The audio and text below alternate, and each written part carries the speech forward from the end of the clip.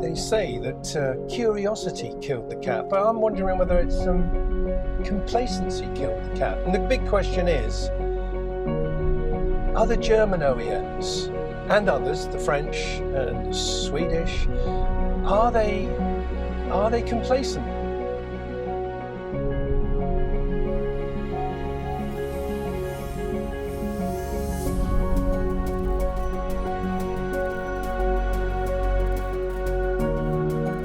Yeah, it's very poised and makes you feel a bit special.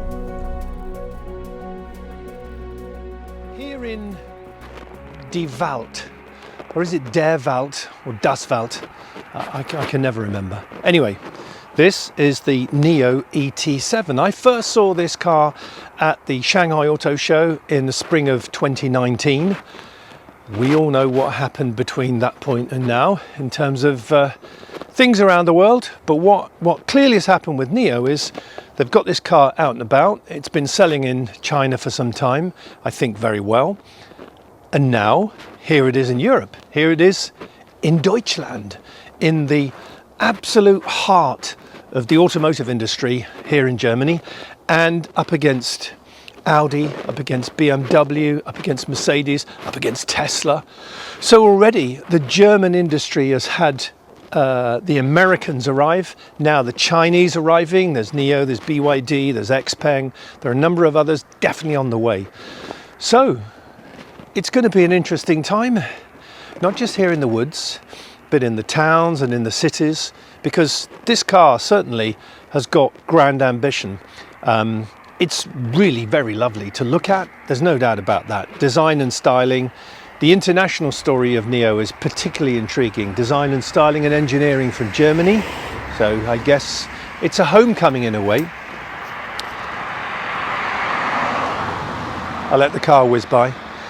You've got software and the intelligence in the vehicle in terms of software from the United States. Let the lorry go by.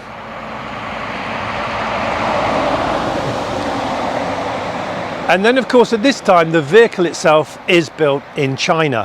However, I think with recent announcements around batteries, battery packs, maybe even cell manufacturing, but certainly battery packs, the ambition is to become truly a global company. And that must mean, I guess, not just making them in China.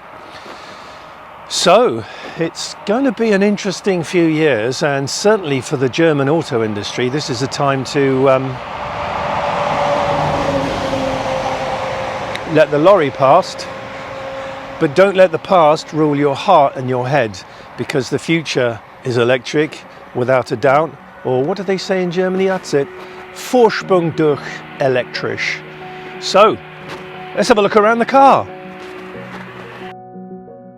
Armin is the chief exterior designer of NIO, and this is your work, isn't it? Well, yeah, it's a teamwork, of course, a massive team working on that. And when we wanted to start with this project, we were thinking, okay, what do we need? What can we do with that? And we wanted to kind of enhance the space in horizontal, like really enhancing the cabin from the X and Y direction. So if you look at it from the side, you see how we try to kind of get the cabin as long as possible and create this kind of maximum roominess for the passengers. So that was the starting point. So let's get the interior space first, and then we look at the architecture and the rest. Sure. So the LiDAR on the top here, you know, that surely, I mean, I'm not an aerodynamicist, but that must have quite an impact on airflow from over the bonnet, up the screen and the back. Doesn't that, is that a challenge? Was that a challenge? Absolutely, absolutely. Yeah, that was actually one of the new things for us to experience, because it's the first vehicle that we had with this, we call it Watchtower, that we have this camera and the LiDAR that integrated I like that in the Watchtower. roof. I like that. I've not heard that. There are said jewelry. before. These are the tech. These are the difference of the new era of the cars. You know, this intelligent designing of the technology and surfacing. What is the CD number then? What is the drag Good coefficient? question. So the drag coefficient is 0.208, which That's I pretty must good. say, yeah, even ourselves were like very impressed by achieving that. Again, great teamwork behind it as well. Yeah. But it's certainly was a difficult one to achieve considering all of these sensors. I mean, think Yes. about it. We have 33 sensors in this car. Yep. Everything we design is pure, it's Yeah. progressive, sophisticated, and human. Yeah. So we try to kind of address that in every aspect of the car that you see. You see these four values. Yes. Is it progressive? Is it sophisticated? The details, the surfacing. You see how smooth, how sleek we try to kind of. That's also we have this kind of flush door handles. So again, it's really nothing to interrupt your eyes, as you said. Something that really stays as a main gesture. I tell you the one thing, taking nothing away from the styling, because that's your job, your team, you know, this is your work. But the thing that struck me more than anything else about it is when you open the rear door and you look at the amount of space that the rear passengers have in that. I'm not forensic in my knowledge of cars, I'll be honest with you, but that looks to me pretty class leading. That looks to me that from my little understanding of the Chinese market, very much there's a focus on who is going to be sitting in the back. Often the person whose car it is or who's paid for it is the person sitting in the back, not the driver. That isn't to say the driving position is compromised, because it's not, because I've driven it over here, it's lovely, poised, elegant, easy to drive, you know, it's a pleasure.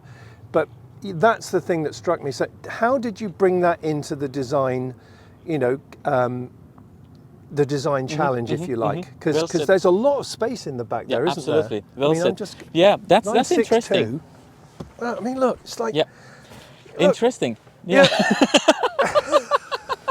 I think if I was 6 foot Let me. nine, I join you the other side. Yeah, Let me well, join the you thing other here side. is- So it's interesting conversation to have. My because- friends at Fully Charged, one of the presenters, Jack Scarlett, has, I think he calls it the Jack test, because I think he's like 6'6" or something. I mean, he's a tall guy. And he checks out any vehicle front and back for, is it going to be comfortable? Well, I don't see any problem in this. And there's so much knee room. Yeah. If you had the world's biggest knees, you could still fit in this.